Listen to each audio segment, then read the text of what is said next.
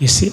Wamegombana. Wakati Susan, huyo mke wa Benina, anaulizwa, anasema kwa nini mmeachana tena? Anasema it's because of irreconcilable differences. Yani tofauti ambazo hata tufanyaje hatuwezi kuziondoa.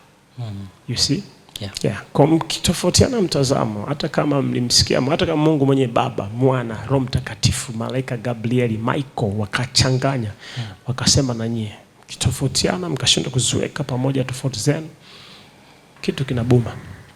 So hapa nafasi ya Mungu katika ndoa inaweza ikawa ni ipi? Nafasi ya Mungu katika ndoa ni hapa. Mungu ameweka namna ndoa inapaswa kwenda. Yeah. Ipo kwenye neno lake. Kwa nafasi yake ni kwamba you follow the blueprint. Sawa?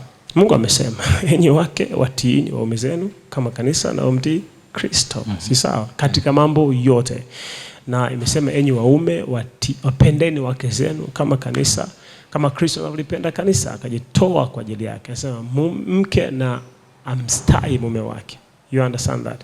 If we follow that principle, hakuna ndoa itashindikana, kwa sababu neno la Mungu huwa alishindwi. Biblia inasema hivi, kama umande unaposhuka chini ukainywesha ardhi, sawa?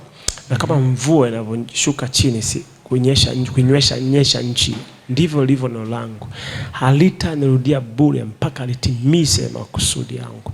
So ndoa, Mungu ana nafasi kwenye ndoa kama watu wote tutaamua kwa dhati ya mioyo yetu kufuata kile Mungu amesema. Okay. Wakifuata misingi ya neno la Mungu, mambo yanakaa vizuri. Mambo fresh kabisa.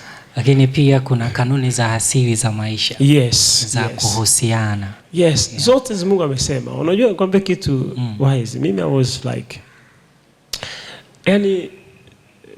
ukiona ndoa imevunjika, ukiona mahusiano yamevunjika, ujue hawa wawili au mmoja kati yao amegoma kulifuata neno la Mungu. Simple. Okay. Aidha katika maisha yake binafsi au katika maisha ya kuhusiana. Hakuna kanuni ya asili ambayo iko captured kwenye neno la Mungu. Utasema nini? Kwa mfano, utasema msamaha, sio? Biblia inasema hivi, ndugu yako akikosa muonye, akitubu msamehe, si sawa? Alafu Biblia inasema hivi, enyi wake waume ishina wake zenu kwa akili, sawa? Kama warithi pamoja nanyi ndani ya Kristo. So you treat your wife like you treat your fellow believer. Si ndio? Tunaanzia hapo.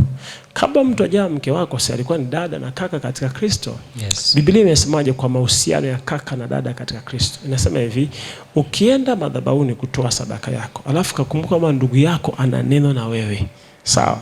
Acha sadaka yako pale. Nenda kapatana na ndugu yako kwanza, alafu kirudi ndio toe sadaka yako. What does it say? Manake ukiona mwenzako ana neno na wewe na kitu umemkosea, muombe msamaha kabla hujaendelea na biashara zingine. Lakini leo watu wanakoseana na waombi msamaha. You understand that?